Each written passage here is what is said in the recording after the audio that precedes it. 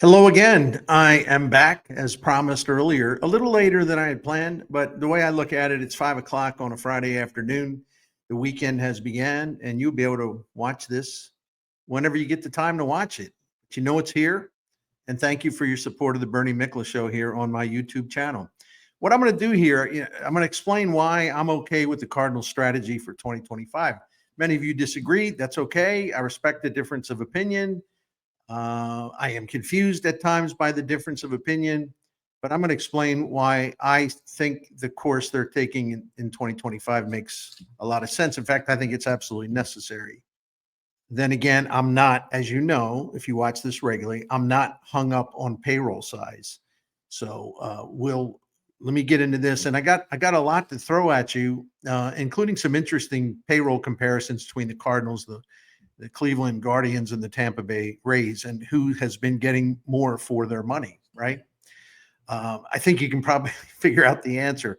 But anyway, I've got my notes, and maybe this is a day that I should have used a teleprompter because I'm going to be doing a lot of reading. Why?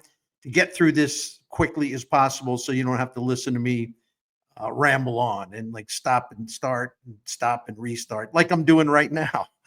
Anyway, so let's get started on this. Let me explain why I think the Cardinals are doing the right thing for 2025, even though many of you do not like the direction they're taking. Many of you are okay with it too, and that's all right. We're all in this together, and we can disagree if we feel the need to. Anyway, it's obvious to me, given Chaim Bloom's hiring and some of the people he's bringing in from the Cleveland organization, which has been very successful at developing players, have an excellent minor league system, getting value for the dollar, just like Chaim Bloom in Tampa Bay when he was a big part of that machine that was outperforming its payroll by a really impressive amount.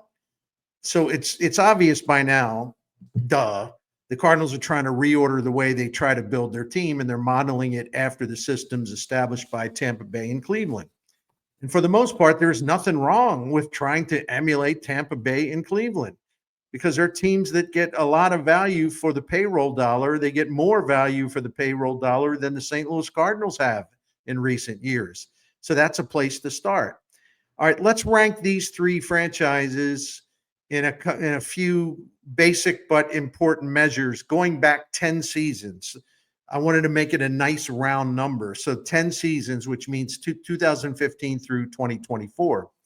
Since 2015, the Cardinals have outspent the Cleveland Guardians by just about $150 million, and they have outspent Tampa Bay by $350 million in the 26-man payroll accounting over the past 10 years. So the Cardinals clearly have pumped more money into the major league payroll than the Guardians or the Rays. And if they've pumped that much more money into the major league payroll than those two teams, well, they should have more to show for it, right? No, it's not. It hasn't worked out that way. Over the last 10 seasons, the Cardinals have an average major league payroll ranking, 30 teams, the average payroll ranking of 11th in the majors over that time, the last 10 years. And they've been in the top 10 of major league payroll in 6 of those 10 seasons. Cleveland has had an average payroll ranking of 23rd, not 11th, but 23rd. And Cleveland's had a top 10 payroll one time in 10 years. Again, Cardinals have done it 6 times top 10 in 10 years. Tampa Bay's average payroll ranking over the last 10 years is about 27th. I could shade it and say 28th. It's sort of in between. But the Rays have never had a top 10 payroll during the 10 seasons. The Cardinals, again, had a top 10 payroll in 6 of those 10 seasons. The Rays have never, in fact, ranked higher than 24th among the 30 teams in annual payroll over the 10 years.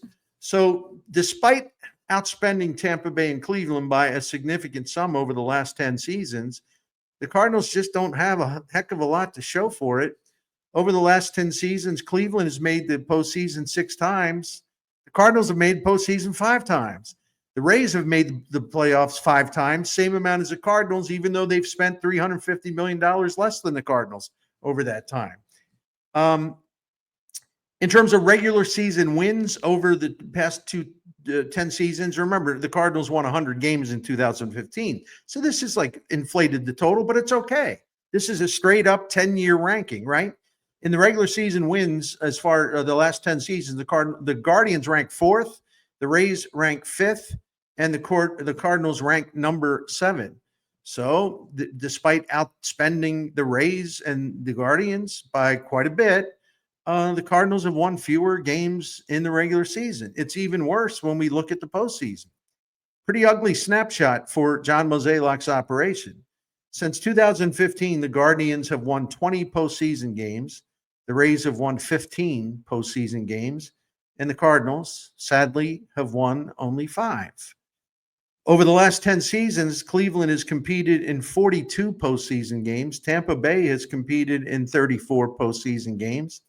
And the Cardinals have competed in 19 postseason games. That's when you're not even close to those other two teams in this discussion, hang your head, man. In fact, the Cardinals competing in 19 postseason games ranks about 18th among the 30 teams over that time. So when I say I think it's good that the Cardinals are emulating under Chaim Bloom's leadership, they will, and Rob Cerfolio, the new farm director, comes from Cleveland. When I say that I think it's a good thing that they're emulating what Cleveland and Tampa Bay have done, why wouldn't you want to emulate that? Because the Cardinals player development system is broken in every aspect. They let the thing fall apart, and they're in really bad shape down there. They're drafting some good players, but that's not the point. The point is giving them everything they need, all the tools and instruction they need that will give them maximum readiness, at least as close as you can get to the maximum for having players ready for the major leagues. And that includes technology, facilities, a lot of things. So when I say to emulate the Indians, or excuse me, well, they were the Indians for part of that time. When I say, emulate the Guardians and emulate the Rays, I all due respect, I don't think your reaction should be, well, why should the Cardinals emulate them? Because what the Guardians and the Rays are doing is working in terms of giving two small market, low spending teams a chance to outpunch their weight class and actually do better than a lot of teams that are spending more money. And there's a difference, and I'm going to get to that. Let me just move this along. I'm going to get to that, I promise. So why in the world, if you're reasonable about this, why would you really want to see the Cardinals spend more money and raise the payroll this winter with John Mozeliak still making those decisions? And he is. John Mozeliak had a significant edge in payroll over Cleveland and Tampa Bay, but the Cardinals have won fewer regular season games and fewer postseason games and haven't made the playoffs any more than either one of those teams, more often than either one of those teams. So the answer for those of you, with all due respect, on the answer is like, well, I'd like to see the Cardinals spend some money and, hey, maybe they have a chance to win or do this or do that. The solution isn't telling Mozeliak to spend more. I mean, haven't we all been pretty ticked off by how much money they've wasted? And you got a Chaim Bloom ready to take this baby over, as soon as the 2025 season's over. Wouldn't you want to just kind of start fresh with him instead of like maybe having Mo do more damage on the way out? Huh? That's the way I see it. It doesn't seem real sharp to me to go that.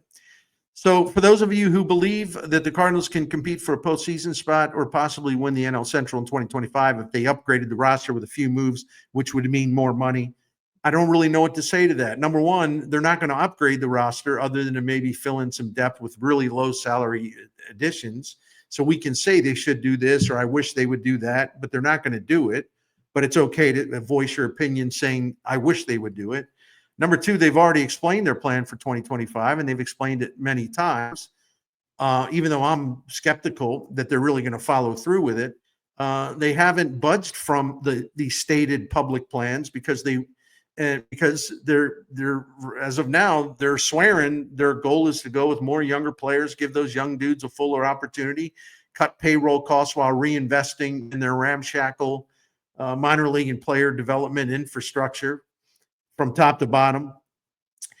Some of you said, well, couldn't the Cardinals do both at the same time? Rebuild the minors and also improve the major league club at the same time. In theory, I guess they could, but not with this current regime.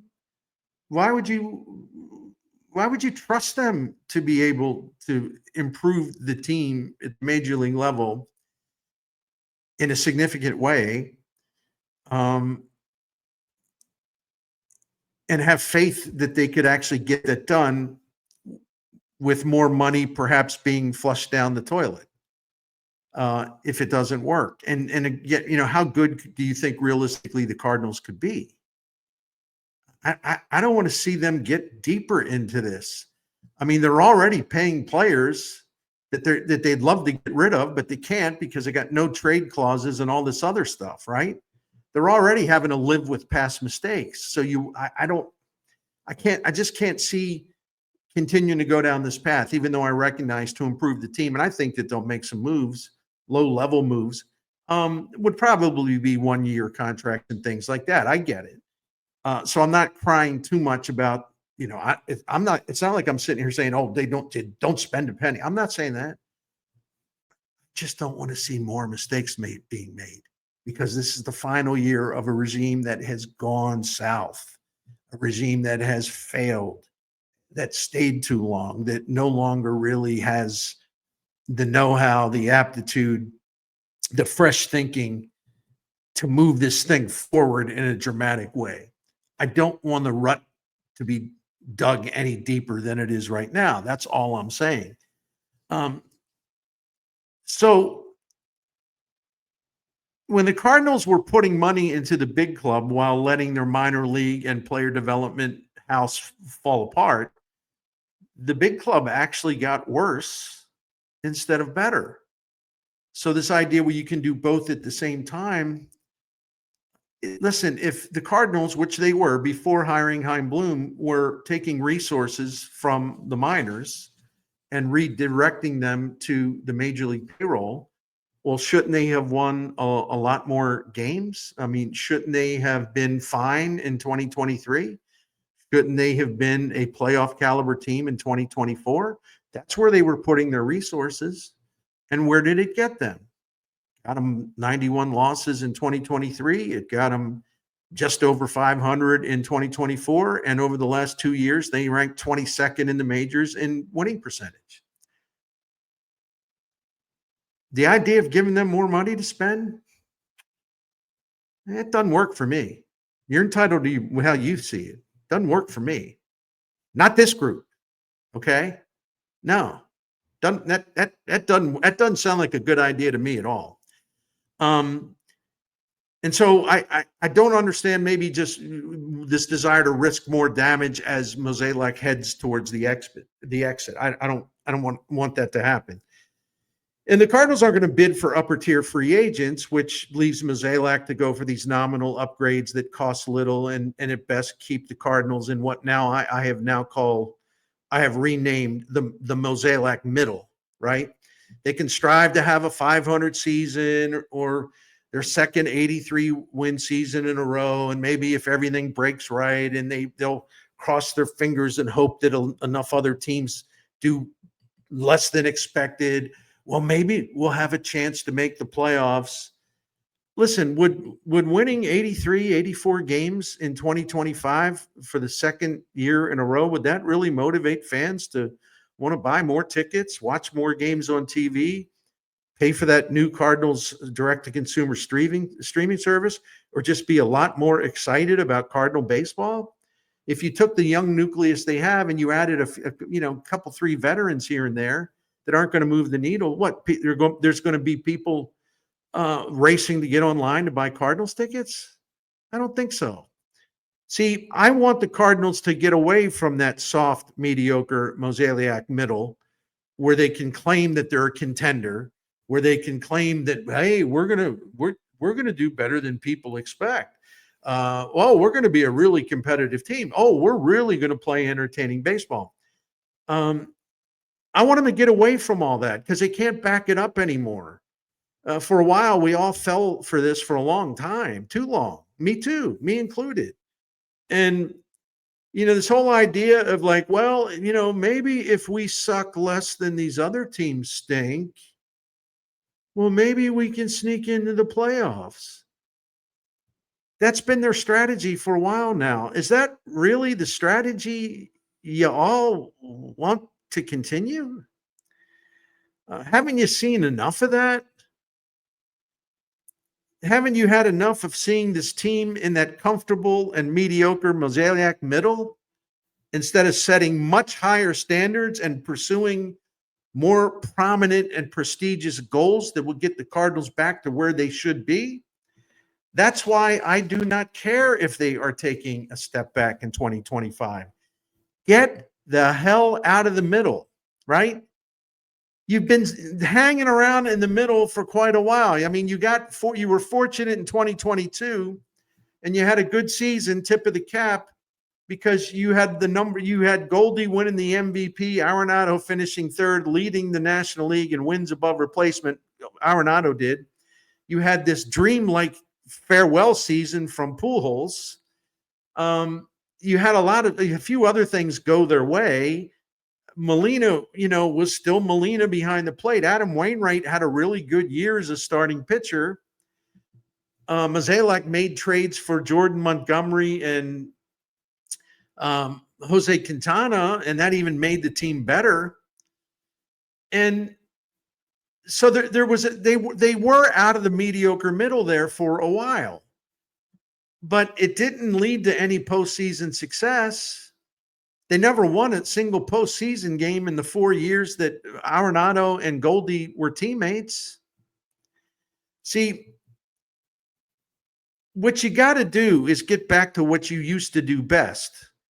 You fix that up. You fix that broken player development machine. You hire the best people for the job. That's what they're trying to do now, and get back to the model that worked so well for Bill DeWitt Jr. for a long time during his ownership reign.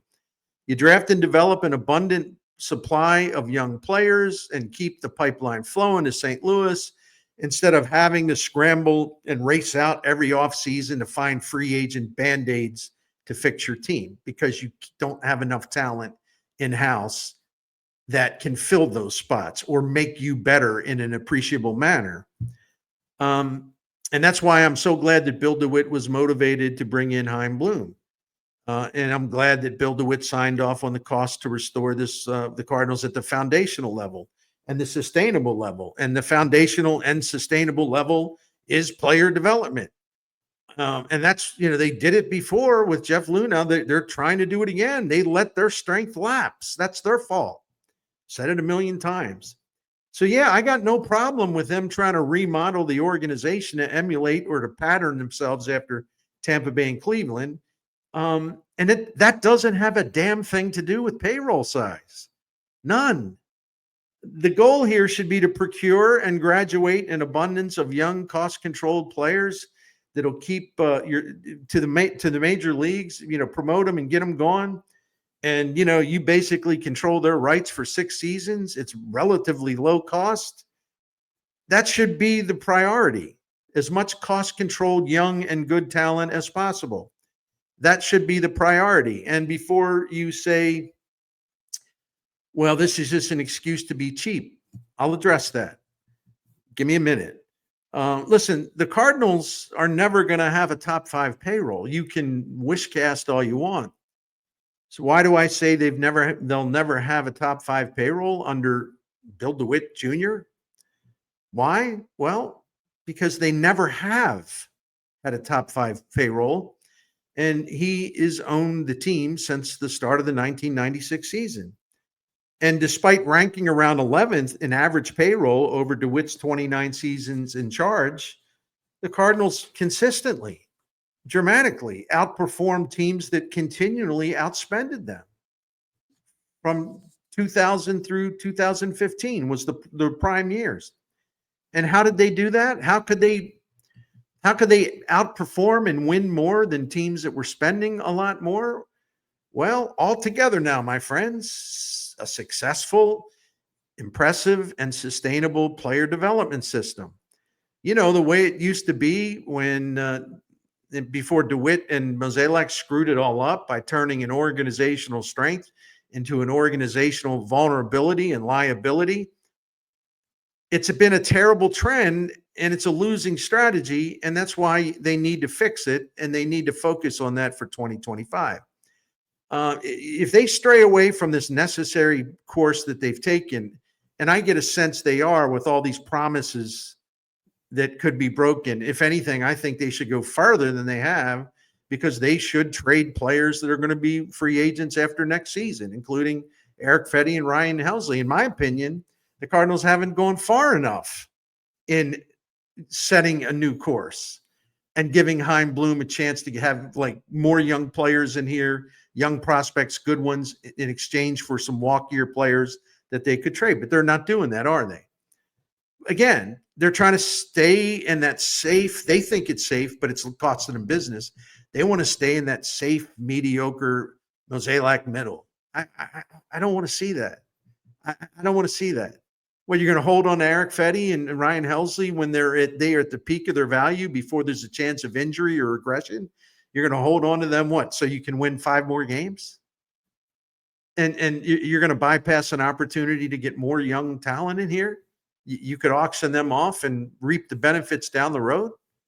What, to win win 85 games? Have another winning season in a row, even though it doesn't get you anywhere? Does that make any sense to anybody whatsoever? Maybe I'm just the crank. I don't know. I do know this. The only way they're going to be able to compete with the most successful and the highest spending teams in the future, to compete to the best of their ability, would be to the only way that they do that is to get the minor and player development side working at full capacity. And if they don't do that, they're just going to slip further behind. Because again, they're not going to have a top 5 payroll. As you know, it doesn't matter how much we all demand that or think that that's reasonable. It's not going to happen. Yet they won a lot. Their most successful time during Bill DeWitt's ownership was, in fact, 2000 through 2015. The Cardinals were second in the majors and first in the National League in regular season wins. They led the majors in most postseason games played in. They led the majors in most postseason games won. They hosted more postseason home games than any team in the majors, and I think only the Yankees won more postseason home games between 2000 from 2000 through 2015. And you know what? They did all of that with an average payroll ranking over those 16 years. Their average payroll ranking was 11th, and it was actually closer to 12th. They beat the wealthier, bigger market clubs who spent more. They beat a lot of those clubs despite having a payroll that was outside the top 10. And the interesting thing about this is that I mentioned the Cardinals over those 16 years were between 11th and 12th on average in payroll. The 2024 Cardinals were right there again. They ranked 12th last season in the 26-man payroll. And they actually set a franchise record by exceeding $200 million in the 40-man payroll for the first time in franchise history. And again, they won 83 games. They didn't make the playoffs. And they only got to 83 wins because of a great bullpen. They got to 83 wins because they put together, basically some meaningless victories late in the season after the race from their standpoint was long over. So you might think, well, if that's the case, hey, they did okay, ranking 12th in payroll last season, but maybe they should have spent more money. Well, that means I'm going to say it again. That means what you're saying is you want to see John Mozeliak spend more money on his way out the door. Are you sure about that? Is that really a good idea? I would also like to point out before, and again, I have so many friends out there, love you, but you sort of got the payroll on your mind, and then and nothing can penetrate. It's payroll, payroll, payroll, payroll, payroll. May I please point out something? Last season, the 2024 Cardinals spent more money on payroll than 5 teams that made it to the postseason. Why didn't they make it to the postseason? Because they don't know what they're doing. Okay, they don't spend money well. It doesn't matter if they outspend teams. Value for the dollar has not worked in their favor. It's put them at a disadvantage when it should put them at an advantage to spend more money. Not with this regime. How many times do we collectively, all of us who care about this franchise, how many times do we need to get bonked in the head with a baseball bat before we understand the reality, right? The way back for the Cardinals is to get the player development factory rolling again, just like the Jeff Luhnow days here.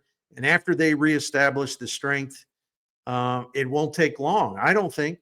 Then they can take the savings that come with having a lot of young cost-controlled talent, like Tampa Bay and Cleveland have done, and they can reallocate it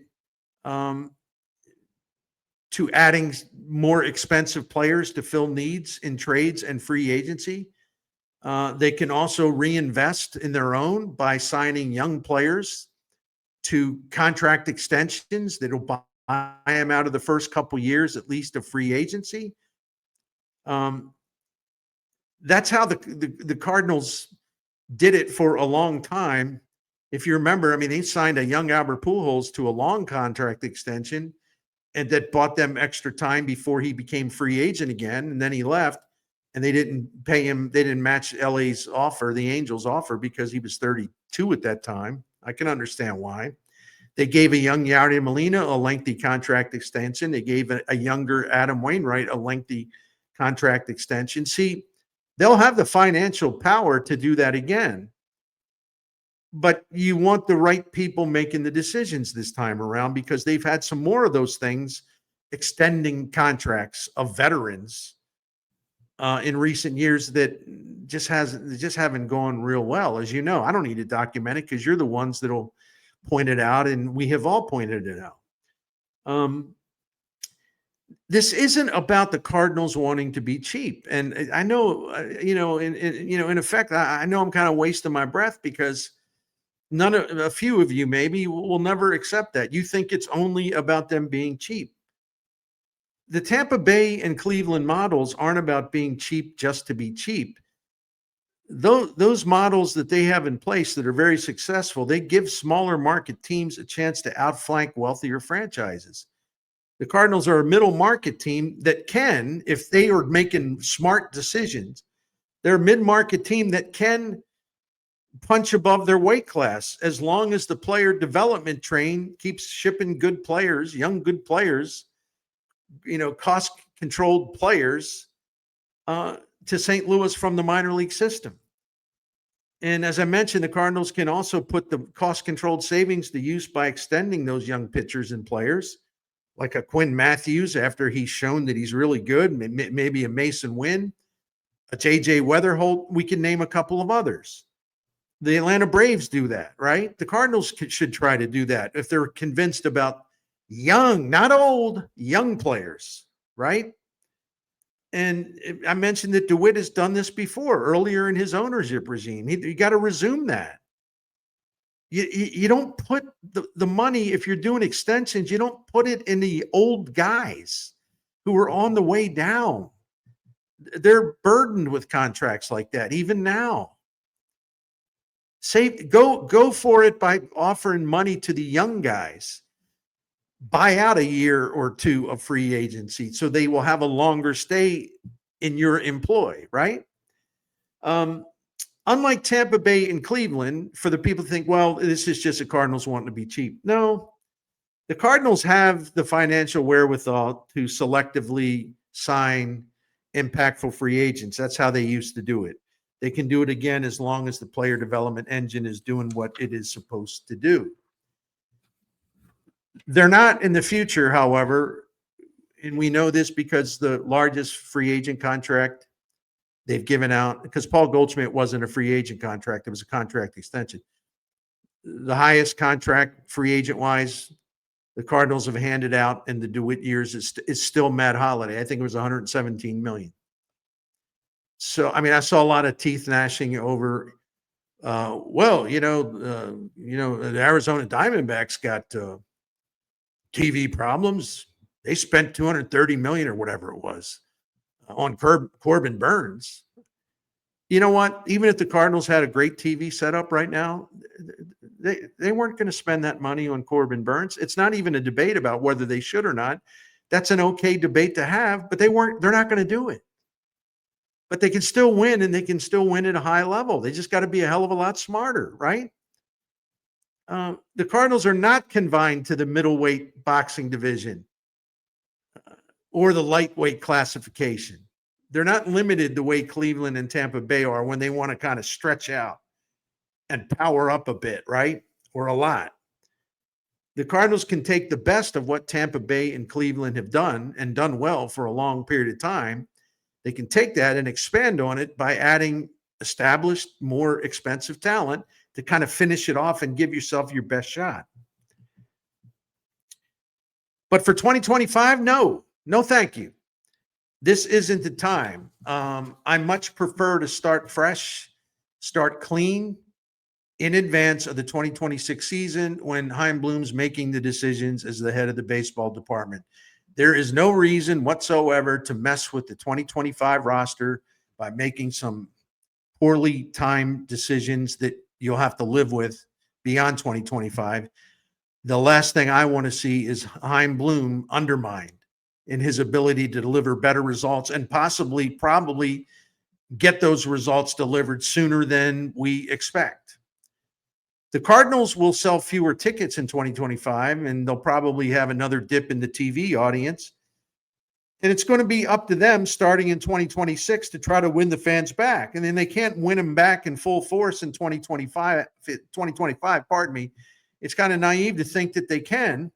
But this franchise can start the process of trying to recruit fans back to Busch Stadium as soon as the 25 season ends.